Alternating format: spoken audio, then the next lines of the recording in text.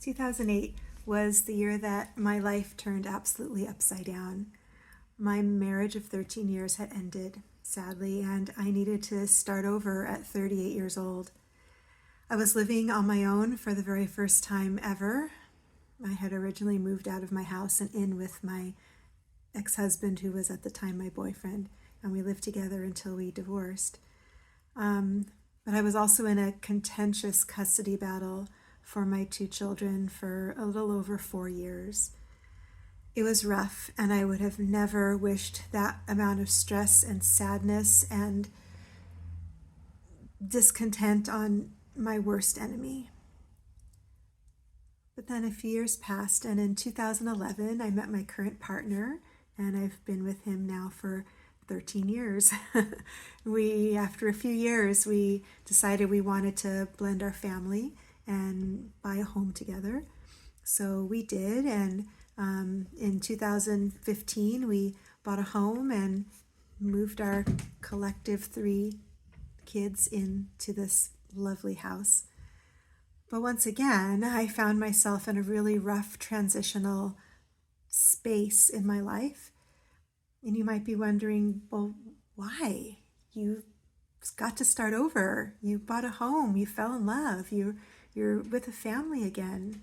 What could be so hard about that? I'll give you one word: teenagers. So here we are now, 13 years later, and the kids are adults, and most of them are out on their own, living their lives. And the pace of my life has slowed down quite a bit. But I found myself in the throes of menopause and then struggling with severe burnout from life, from my career, from having found out that I was neurodivergent, really, really struggling. And I realized that I needed to change things up in my life a bit. I needed to change how I take care of myself and figure out some new routines, because what I had always done was no longer working.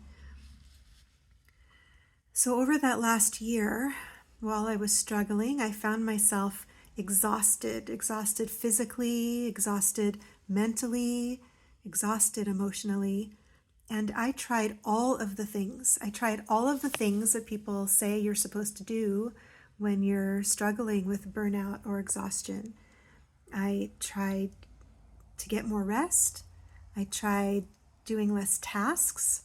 I tried leaving work on time. I tried more downtime alone. I continued my weekly therapy. I was eating well, and I was doing gentle exercise, getting out in the sun, all the things. But I just couldn't climb out of this burnout. I couldn't find my way out, and I was starting to worry that I'd have to accept that the way I was feeling was going to be my new normal. And you know what? I absolutely did not want to accept that as the truth. But then one day, I was relaxing on a Saturday. I got some time in the house by myself, watching some videos and crocheting. Crocheting has become a new, very relaxing hobby of mine. And I came across a video that woke me up and changed my entire perspective on how to take care of myself and how to climb my way out of this burned out state that I was in. So the speaker that I was listening to in this video was Dr. Jim Doty. He's a neuroscientist or a neurobiologist. And what he was teaching was so incredibly simple, but at the same time, so incredibly impactful. And I realized that it's what I needed to do. It's the change that I needed to figure out how to stop feeling the way that I was feeling.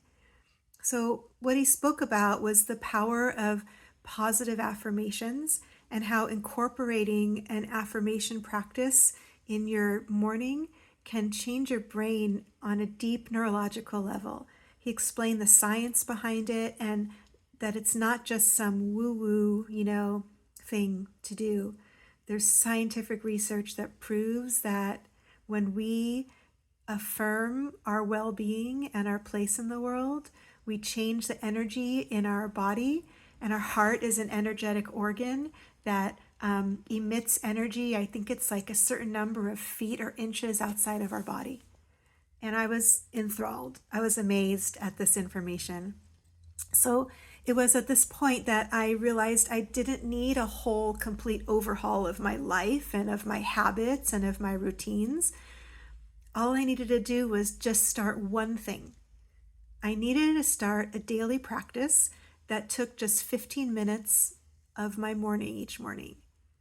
I needed to start saying affirmations. So from there, I slowly expanded my morning practice from just saying affirmations to saying my affirmations and then writing them down in a journal. And then I expanded a little more and I would say my affirmations, I would write them down in a journal, and then I would read them again out loud and meditate on them for a moment with my eyes closed. Now, before I share with you how this practice changed things for me,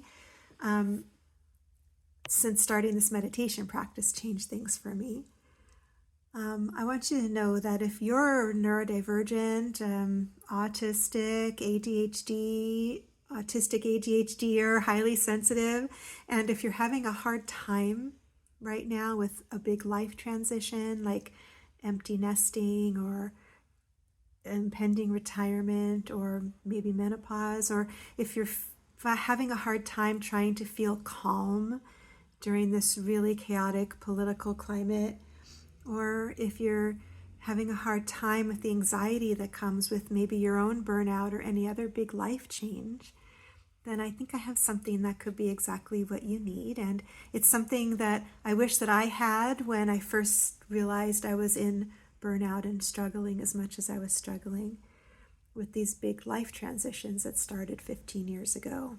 So if you're interested, check out the link in the description and down in the pinned comment so that you can learn some more. Okay, let's get back to the progress that I made. So let's fast forward to now, right now, and I feel like a new me. In fact, some of my viewers have commented in my comments of my videos that the last few videos I made, I'm just kind of more upbeat and lively, and it's true because I'm coming out of my burnout. I have a totally fresh outlook on my future. I'm looking forward to planning my retirement. I'm looking forward to growing these side hustles that I have imagined for myself. And I'm looking forward to spending my days after work not hiding under the covers in my bed up in my room. So what did I learn through all of this? Well, what I learned is that burnout is not the end of the road, and my burnout was a sign that I needed some self-compassion. It was a sign that I needed to focus less on what was wrong with me and more on the things I needed to do in order to feel better. So adding a daily morning affirmation practice was the first really small step that I took, but it's had such a big impact. So I hope this video inspires you to get started on your own self-compassion practice and journey to feeling good or better or the best that you've ever felt. Remember to check out the link in the description and in the pinned comment to help you maybe get started. Alrighty, bye for now. Love you.